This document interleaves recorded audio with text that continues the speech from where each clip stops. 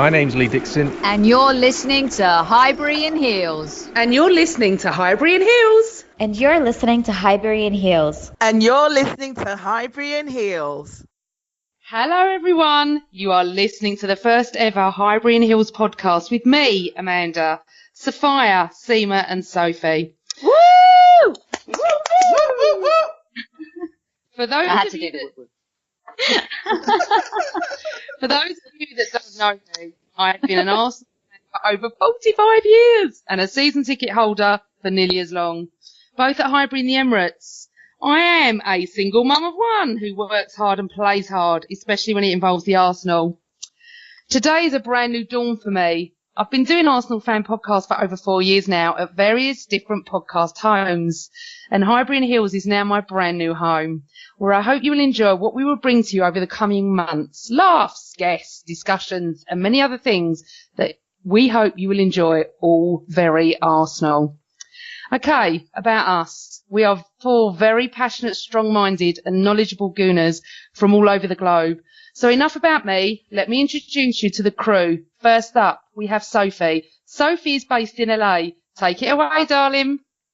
So, hello, this is Soph from La La Land, and I'm so stoked that we were able to come together. We were brought together initially by a couple of fellas over at the Gooner Ramble, and, you know, at some point when you've done, like you said, Amanda, this for quite a while, and I've presented for World Football Daily in the USA Today, it's, you know, you get to a point where you feel like, through the British Soccer Diva stuff I've done too, I wanted to find like-minded women, and we came together magically. It's magic. It's total magic, as Paul Daniels would say. Seema won't remember who Paul Daniels is, but we'll get to that.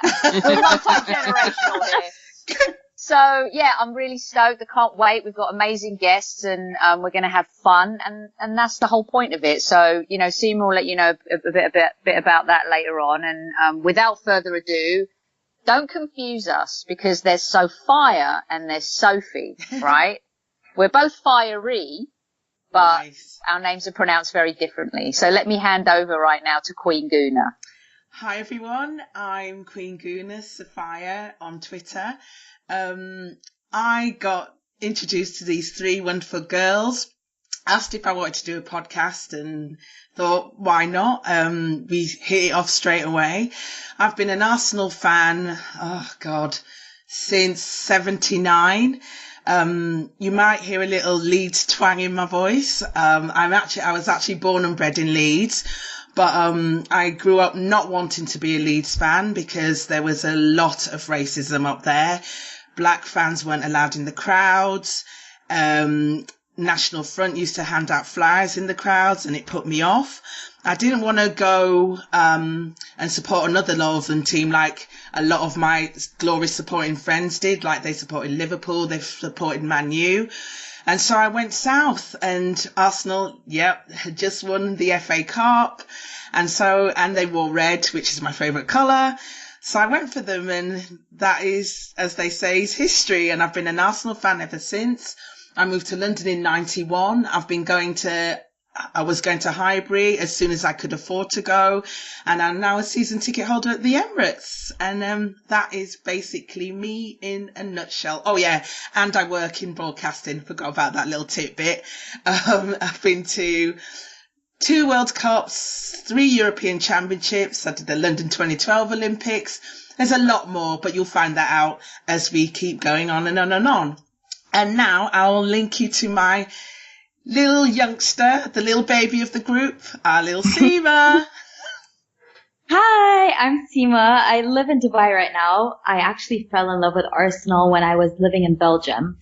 My brother actually used to spoon feed me Arsenal, and I used to see score lines on teletext. So we used to have to press 888 to find out what's going on. And I had no idea who Arsenal were at the time, but I knew my brother loved them. So eventually I became an Arsenal fan.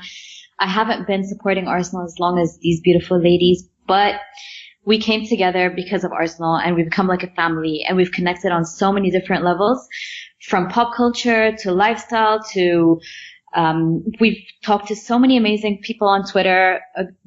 we got together through Guna Ramble, and we have actually had a few amazing guests as well. So this is something we'd like to be bringing into the show. We'd like to show you not just how we love the club, but also how we bring everything around what we live in and what we do with Arsenal. Hopefully we'll be bringing in a lot of amazing guests as well.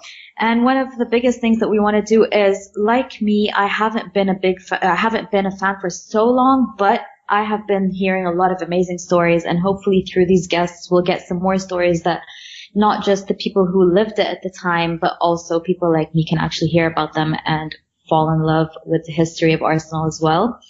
Hopefully we will be fun and we won't just be talking to you guys about tactics, but we will be sharing a lot of amazing stuff with you guys, starting from our social media platforms, where we have been on Instagram, Twitter, and Facebook the last couple of days. If you've been following us, you would have seen Sophia and Amanda at the 89 film premiere. If you don't follow us, start following us now. We are Highbury Heels on Twitter, and we are Highbury and Heels on Instagram and Facebook. So I'll let Amanda and Sophia tell us about the amazing stories they had yesterday, because we even haven't had the chance to hear about them yet. Well, I would like to say a big thank you to Robbie of Arsenal Fans TV for inviting me.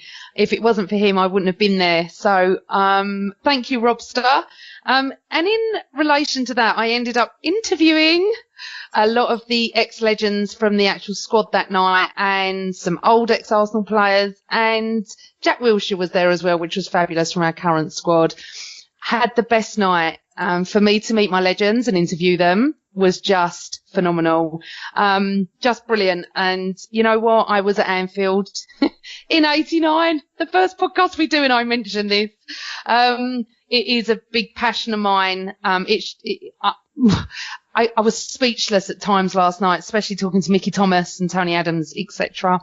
Being a 19-year-old at the match, and then 27 years later, or whatever it is, 28 years later, talking to them is like a dream come true. So for me, it was fabulous. The film made me cry at two parts. One part was the Hillsborough part. The other part was the stills of the goal. And I'm telling you, it's, for any Arsenal fan watching this, I was blown away by it. I absolutely loved everything about the premiere. And then I had my picture done with the Division 1 Cup, as they called it then. I actually touched the cup that they lifted on May the 26th, 1989. It has to be the second best footballing night of my life. Sophia, did you enjoy it? Oh my God, I can't even explain how good it was. You know, when you expect something to be good and it just outdoes your expectations, Yeah. It was even better. I mean, you know, because of my job, I work with quite a few of those ex-Arsenal legends, but even I got starstruck, and I don't get starstruck very often. I met George Graham for the first time ever, and I just was nearly in tears. You can hear it in my voice now. And I just said to him, "You're an absolute legend," and I just loved when you was our manager, and he was really humble, and he's just this little doddering old man now, which was quite sweet. And yet, because when you watch the film, and when they did their Q&A, the guys were talking about how he was tough and he was this, and then you see him and he's just like this little old man. It's quite sweet. I got starstruck with Tony Adams as well, he just got me in a bear hug, and I was like, oh my God. But the film, like you, Amanda, I cried in exactly the same points. Oh, did you? Yeah. Oh no, actually no, tell a lie. I cried at Hillsborough. Yeah. And I cried when Wrighty started crying. Oh, my about God. David Rocastle, Oh, yeah. I was I just blubbed like a baby. It was amazing. And as Amanda says, any Arsenal fan, even if you're not, it's a must watch. It's unbelievable. And it was a wonderful, wonderful night. I had so much fun. Just met so many, not just ex-players, but like famous Arsenal fans that I stood chatting with and ranted about the current team. And it was just everything you would never expect. It was amazing. But yeah, no. Sophia, do you think though, if it was a film, that wasn't a film, Yeah. as in a documentary, Yeah. the ending wouldn't have been believable, would it? No. You wouldn't have believed the No, ending. You'd have no. thought, oh, it's ridiculous. It's Yeah. Roy the Rovers stuff. Oh, it's totally. Honestly. You couldn't script it. You couldn't script it. No, but the funniest thing is there was a lot of film I had not seen before. Yeah. Remember, I've seen a lot of this, Yeah, right? yeah. And oh my God, I was getting tense. I was thinking, he's going to score here, isn't he? He's going to score. I was like, he's definitely going to score here. Yeah. But oh my God, the build up It was amazing. the way they did it and fabulous. It really, really was. It was well directed. It was well made. The interviews with the players was brilliant. It was just perfect. It was perfect. And as soon as it comes out, I'm buying it. If I don't get this film in my stocking this Christmas, there's going to be hell to pay all the way around. Okay, so you guys need to if there's a potluck, if there's a Highbury and Hills potluck, right? Yeah. And one of you gets me, Yeah. you know what you're getting me, right? I don't want a Starbucks gift card. I don't want an iTunes card. I don't want none of that. I want this film. Let me ask you guys a quick question, because Seema and I will get to see the film in the coming days. Yeah. When we interviewed Lee Dixon in the summer and he gave us all of these exclusives, he broke the story on our show really to us. Yeah. In terms of 89 film. He talked about those camera angles that no one had seen the perspective of the game before. Did you notice that in the film? Was that something that was really prevalent? Go on, Amanda. Well, that's what I just said. Yeah. Some of the film I hadn't seen, but when they do it at sort of ground level, It's amazing. oh my life. Yeah. The thing is, I actually forgot I was watching a film. I felt like I was there again. And remember, I'm not watching that angle. I'm behind the goal. So it's different for me. Yeah. But the clips he's talking about, absolutely. It's film that you've never seen, but the way they do it, and look, Sophia and I don't want to spoil it for you or anyone that's listening. We all know the ending, obviously, but just watch, enjoy every moment, okay? Because, Seema, were you even alive? Come on, Seema, speak up. I was 6 years old, sadly. Oh, little poppet. I'm so old. But that's the thing, you know what? When we interviewed Lee Dixon and he did talk about it, I actually understood and felt like I was actually there. So hopefully that film will do a lot more for me than just feeling like I was there. You know what's amazing about that film, right, is I think exactly kind of where Seema is at. She was 6 years old. Amanda was at the game. I was watching the game with a bunch of family in London. Sophia, I'm not quite sure where you were in and about and around London or up north at the time, right? So what I love about this film is that it is going to bring younger fans into true, real Arsenal history outside of the Invincibles, because the Invincibles was a phenomenal season, something we might not, well, if City have anything to do with, we may not never see that before. 89 was really special. I don't know, Sophia, where were you? And in relation to kind of the four of us, isn't it amazing that you circle back to history in so many different ways? Yeah. You know? Well, for me, it was so funny because I was still in Leeds. I was 17. I remember watching the game with my mum and my brother. My mum was a Liverpool fan because she always supports the teams that have Jamaicans in. Which is nuts, because now she follows Man City because of Raheem Sterling. So back then she supported Liverpool because of John Barnes, which is hysterical. So I was like rooting for us. My mum was rooting for Liverpool. My brother was like the neutral. And she was like, we're going to win. We always win, blah, blah, blah, blah, blah. Honestly, when that goal went in, I burst into tears. She was just like, obviously it only went on for another 10 minutes and then it went to the news. So but she didn't even wait for that long. She turned over the telly. She was so peeved. But, I just honestly, even the next day, I couldn't believe it. I had to get her to buy the newspapers just to prove it really happened. And for me, cause, I'm nearly as old as Amanda. Sorry, Amanda. Respect your elders. Respect your elders. But, So- you know, but because I think because Amanda was there, she remembers it a lot more. It's still like I remember certain things, but it's still a bit hazy for me.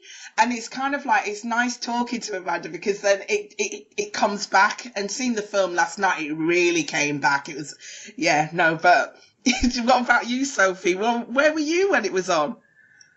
I think I remember telling you guys that when I was growing up, I loved Liverpool. Everybody loved Liverpool. Yeah. That team was amazing. They were like the Pep's Barcelona. They were like, you know, the Ajax team. Those amazingly historical teams that just feel like you can never beat them ever. And so when my cousins pulled me aside and there was an intervention and they basically put me up against the wall at a Greek party, you know, some wedding, I think, they were like, why are you supporting Liverpool? You should be an Arsenal fan. This was when I was a kid. I was really, really young. So then sitting in a room with those cousins at that moment, it was really super special. And, you know, we were so, I don't think I've been, other time I feel like I was happy was the Invincibles, but then when Greece won 2004, like Greek people would never think that ever. Like you would, if someone had told me that Greece would have won the Euros, I'd have been like, absolutely no way, that's never happening, not in my lifetime. And so when those moments happen, the improbable, that's what I love about sports, is that when the odds are stacked against you, and then it was David versus Goliath. People may see it differently now, but then to see that and be in a room with my cousins, the people that, you know, converted me, as we say, I think it was just a really special moment. I'll never forget it. It was amazing. Well, do you know what? It has to end with me, doesn't it? Because unfortunately, for some reason, I've got this tag that I talk about it a lot. I only talk about it when people talk to me about it. But when I meet yeah, honestly, I do. It just seems that, you know, it's a lot lately because of what's been going on. But the thing is, what I would say about that is there's so many things that happened to me that day. I'm not going to go into it because most people know. But one of the most prevalent was when I interviewed Mickey Thomas last night. I had a go at him. And I said to him, why didn't you score the chance before? You bloody fluffed it. And he said, I scored the next one. I went, yeah, I know. He was so humble. He didn't even want to take credit. He said it was a team game. Yes, Michael. And as I said, if it wasn't for you, we wouldn't be standing here tonight. And I remember when he fluffed the chance, I said to my dad, we best go and miss the crowds. We're not getting a goal now. You do not get 2 chances at Anfield in 2 minutes. And my dad looked at me and went, no, we'll stay. So I have many memories of that night. And to be at the premiere was just, I feel like I've been floating all day, and the amount of Twitter comments and, just messages has been overwhelming. I'd like to thank everyone for that. But I'd also like to thank the 1989 squad. Because if it wasn't for you, I'd have bloody nothing to talk about. So, yeah, it was just absolutely brilliant. But you know what? It's interesting, isn't it? Because Lee Dixon was obviously part producer, whatever he did. And then he's come out this week, hasn't he? And he's spoken about City and Wenger. What do you girls think about it, Soph? I think the timing of that was really, here's the thing. When you're an ex-player and you have a job in the media, it is very, very difficult to try and be honest and authentic. And I know Lee's talked about this before, and I've heard Graham Lasso talk about it here on NBC as well. It's a very fine line, but you've got to do your job. You were once a player, so it's okay to criticize other clubs and teams, but you also have to look at the team that made you and built you, which is why you're able to kind of be a commentator or a pundit in the media. And I don't think what Lee said was disrespectful. I don't think it was off in terms of what the truth is. I think what he said is probably the most on-point comment in a really succinct way. Arsenal are unfixable under Wenger. He's not saying Arsenal as a club are done. He's not having a go at, you know, the kind of the team as a whole. What he's identifying is what's happening on the pitch and perhaps what's going on around the club. And that is, under Arsene Wenger, the team is unfixable. And I think that's a really valid point. And I know he's been attacked by some Arsenal fans, and I know it happened to Wrighty as well. But these guys are guys who care about the team. They love the squad. You know, they love everything there is about Arsenal. And so I don't know how you guys feel about this, but I feel like more of this needs to happen. Look, you know, when Newcastle was going down, Alan Shearer was really vocal. Now, it didn't work out for Shearer because, you know, he took over the Titanic really, and it was difficult to resurrect. But ex-players being involved in a club works. Pep Guardiola at Barcelona, Antonio Conte at Juventus. We've seen this, legends coming back and infusing an energy and being part of it. And right now, not a lot of ex-legends can be part of it. And I think when they're vocal, we should listen and they shouldn't be attacked. But the reason why the ex-legends can't be part of it is because Arsene doesn't want them to be part of it. He doesn't want anybody that is vocal like Lee, that is vocal like Wrighty, who's going to come and upset the apple cart. He wants, it's his manor and he runs it. He's the king at that club.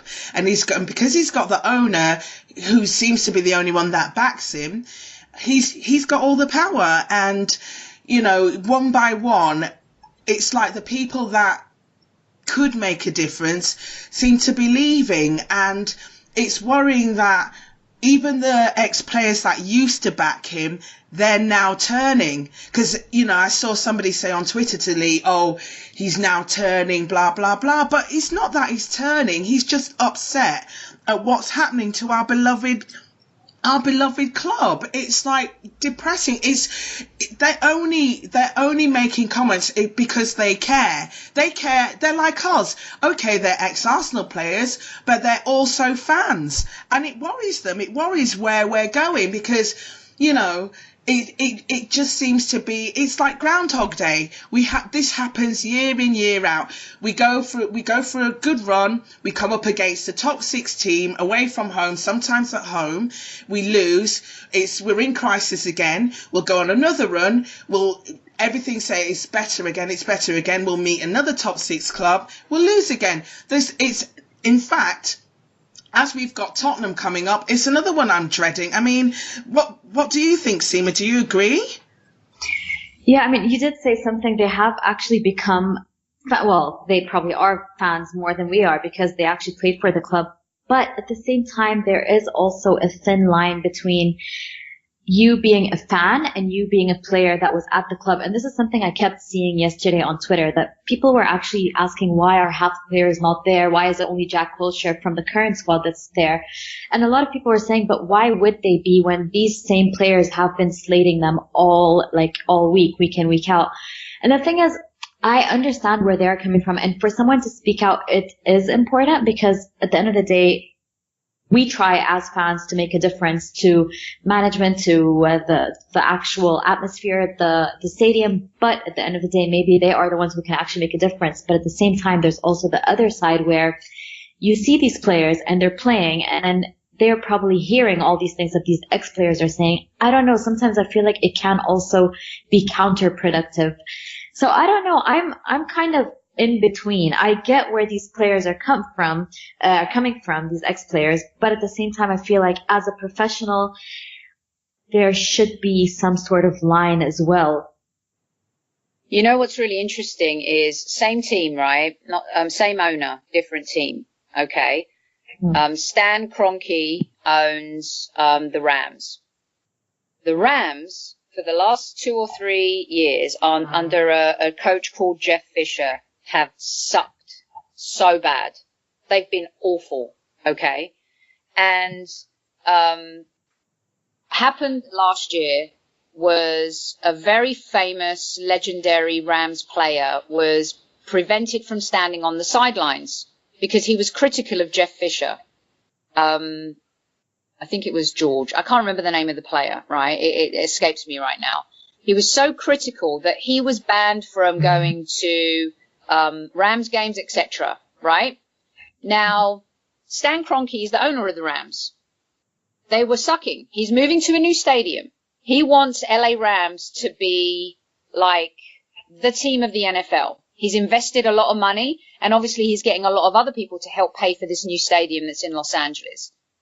They fired Jeff Fisher before the season started and hired a young coach called Sean McVay, who came from Washington Redskins, I believe it was. If you follow the NFL, and there are a lot of fans out there that do follow the NFL, but if you follow the Rams, and a lot of Arsenal fans do because of Stan Kroenke, they are kicking ass this season and taking no prisoners. I believe they have a 6-2 record, and they are absolutely killing it and smashing it. They got rid of the boring coach. They got rid of the tactician that wasn't really doing anything. He was very defensive minded. They've hired a new young coach, and they're flying. So if Stan Kroenke can do that for the Rams, okay, he can make those tough decisions and also do it for the Arsenal. I know, Amanda, you've been really critical of Wenger, and you've kind of had a lot of crap thrown your way for it too. But this is the same owner who owns a different team in a different country. Yes, it's a different sport, but it shows you that they can make those decisions, and a team can move forward if there's change. I just feel as Sophia said about the groundhog, okay, I feel like we're trapped, actually. That's how I feel. We're trapped with an owner that's never going to give us up, and we need to be given up. But everything you have said is spot on. Absolutely everything. I just feel, I don't know where we're going to go. He supports Wenger, and it looks like he's going to extend his contract even further. Yeah, I am an ardent Wenger out. I am, absolutely. I'm sorry. I have been now for 3 years. I was talking about this last night. Someone said to me, you used to be on the fence for a couple of years. I said I was so distraught that anyone could abuse our manager, and I don't want him to be abused. But you know what? I think he's abusing his position, if I'm honest. I feel, they always say that old thing, that if you love something, set it free. He is ruining his legacy. Each month goes by. We are watching the same old football. The problem is Stan Kroenke's in charge and he likes him. End of. Anything in between, the board or Gazidis or whoever else, we don't know their true feelings. Did they want him out? Did they want him to stay? The fact that he could dictate when he signed his contract is beyond reprehensible in my eyes for a business. But you know what? We can go on and on about this. I don't want to go on about this every podcast because I could. So for me, I don't see a way out. I do feel a little bit trapped. I have to be honest, but I'm trying to stay positive because Arsenal are the love of my life, and it has been for over 48 years, and I can't leave them. I can always I wish I could just quit you. Yes, I always say to my son, I may not like you, but I'll always love you, and that is exactly how I feel at the moment. Yeah. I think we all do. Sadly, I just, I was saying to some people last night, I don't understand, how has it come to this? How has it come to this? Our once great club that we all love and adore. How is it, even with Arsene, how has it come to this with him? I remember, I've never thought, if you'd have said to me in 2000, even 2004, that in 10 years' time you're going to really dislike Arsene Wenger and want him gone, I would never have believed you. And I just don't understand how it's come to this. It's so utterly depressing. But anyway, let's end on a cheery note, shall we, Amanda? Well, listen to what I've got for you girls this week. Right. One thing that we really enjoyed doing over the summer and we're going to bring in is Snog, Marry and Avoid. Now, in relation to where Sophia and I were last night, I know, wait for this. We have 3 relatively, 2 of them are relative to 89 and 1 was on the red carpet last night. So, Seema, listen to this. Who do you want to snog, marry and avoid? Mickey Thomas, Steve McMahon or Jack Wilshere? Snog Jack Wilshere. Is it Mary? Yes. Yep. Yeah. Wait, who are the options again? Right, Seema, listen to me. Sorry, I'm a little bit tipsy. One night we're going to do a drunk podcast. That'd be hilarious. Right, you're going to snog Jack Wilshere. Would you like to marry Steve McMahon or Mickey Thomas? Oh, Mickey Thomas, obviously. And you want to avoid Steve McMahon? Yes. Right. Sophia? Mine's exactly the same, but I'll give you my reasons. Even though Jack is a young buck, I would still snog him. I have no qualms about snogging people 20 years my junior. Hey, you only live once. No comment. I'm not saying a word. I'd obviously avoid Steve McMahon because maybe he can only go for 1 minute. And last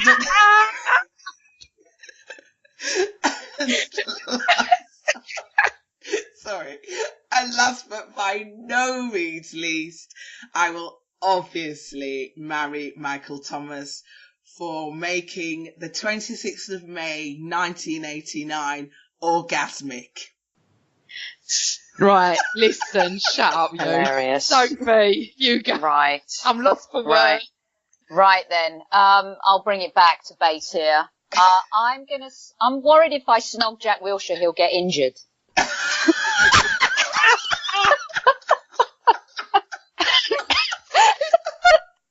Oh, well, then you stay away from him, thanks.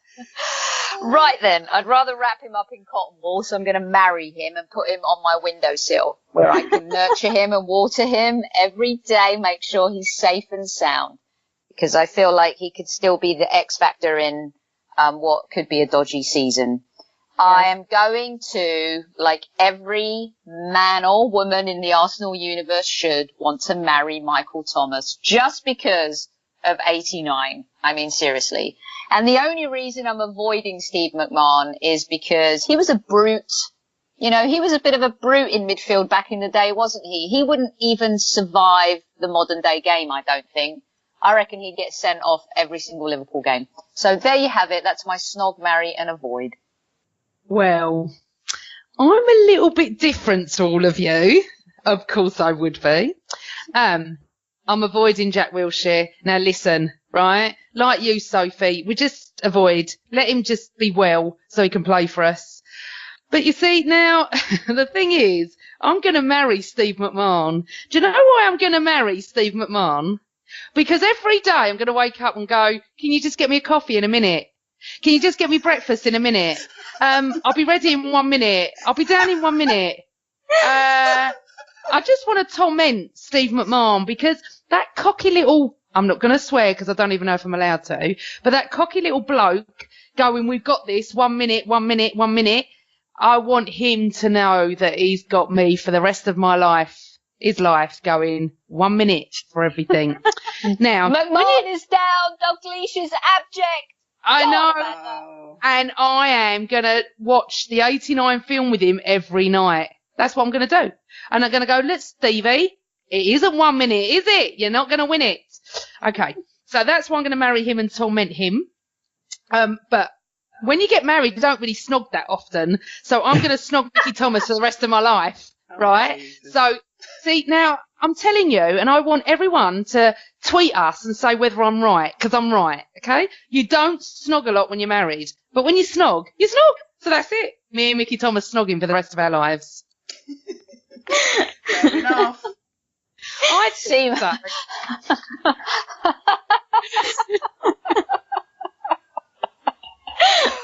Well, there you have it, people. I mean, seriously, that's that. Right, Seema. Yes. Come So on, anyway, my little friend in the Middle East, my lovely little Seema. Come on. you've heard us talk today. If you'd like to listen to us some more, please follow us on Twitter as Highbury Heels, on Instagram as Highbury and Heels, and the same for Facebook, Highbury and Heels. We're also on iTunes, SoundCloud. We'll share the links with you on our Twitter and wherever we actually post this podcast. Lovely. Oh, girls. That was our first Virgin Highbury Hills podcast. Virgin. Do you think we're going to end up like the Golden Girls? No. Are we going to be the Golden Girls? No, Soph. We're going to be the loose. Being a friend. No, we're going to be the loose women of football. That is our tag. Remember. By the way, I was could talking you- about in 50 years. Could you hear me tying my hair? Because it kind of came out of nowhere that I had to end it suddenly, and I was tying my hair, so I felt like I was out of breath. I would like to put a disclaimer out there and apologise for Seema because I think she's had too much of that alcoholic beverage tonight. It's a bit late in Dubai. And I'm going to send her to bed because I'm old enough to be her mother. Seema, thank you for your social interaction with us tonight. Just next time, maybe have a little bit less of the alcoholic beverage. That would be nice. I say more. Anyway, I say more. It's very enjoyable listening to you. That's all I'm going to say. Right, Gooner Girls. Right, Highbury and Hills. That's it. We're done. It's over. Our first podcast now. To everyone listening, we don't even know how many of you are going to listen. We'd love you to tweet us, Facebook us, Instagram us, just whatever you want to do to us. Just let us know how you feel about us. But coming up, I'm trying to be professional. Coming up next, So good. we have an amazing guest.